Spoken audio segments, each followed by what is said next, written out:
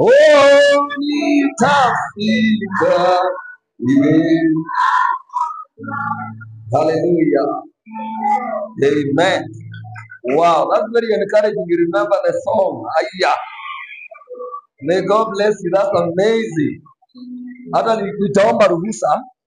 nitaomba ruhusa kwa Madam Chaplin akubali tukuje. Bado imagine sija record video hiyo song. Naendaga kuprepare kurecord I remember you. Yeah, for real. Yeah.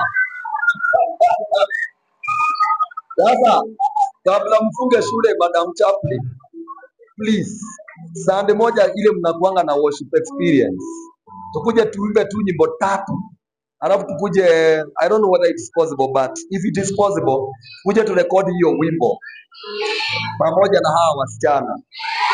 Alafu nimekuja na hawa wasichana wengine waandikie lyrics angalau mzijue.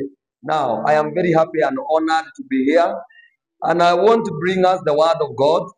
And before I bring us the word of God, there are some boys and girls ambao hawakuwasalimia. Naomba wakuje hapa. Come, Mary. Come quickly. I am going to spend only 40 minutes. From now, around 40 minutes or less. I am going to work within that time frame because I have a very powerful message in Anichoma Bones. So I want these ones to say hello. Jenny hapa pe mic. Yeah, these girls you see here, I don't know to speak much about them.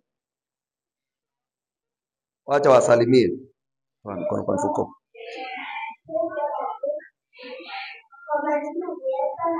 Oh, amuoni? Haya, wanasema ati they want to see you. Simeni hapa mbele. Ambie kwani unaogopa hapa sasa wanaona. Yeah.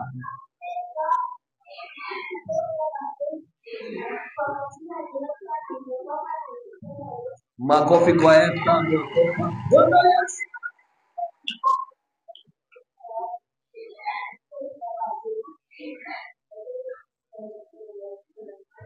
Mary Wanjiru has listen to this. Mary Wanjiru has a beautiful song. Give me my miracle.